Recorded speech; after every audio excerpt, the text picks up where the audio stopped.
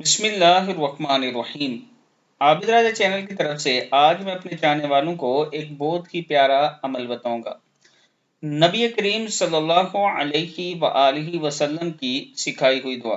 حضرت ابو بکر صدیق رضی اللہ تعالیٰ عنہ فرماتے ہیں کہ انہوں نے رسول اکرم صلی اللہ علیہ وآلہ وسلم سے درخواست کی کہ مجھے کوئی دعا سکھائیں جسے میں نماز میں مانگا کروں۔ آپ صلی اللہ علیہ وآلہ وسلم نے فرمایا کہ یوں مانگا کرو، اللہم، کیا ہے؟ اللہم انی ظلمت نفسی ظلما کثیرا ولا یغفر الذنوب الا انت فاغفر لی مغفرۃ من عندک وارحمنی انک انت الغفور الرحیم۔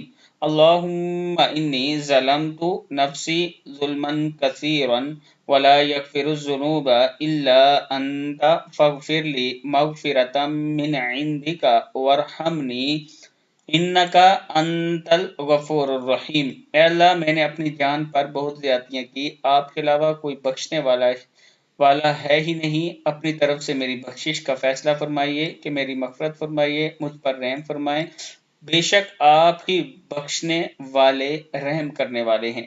صدق اللہ العظیم۔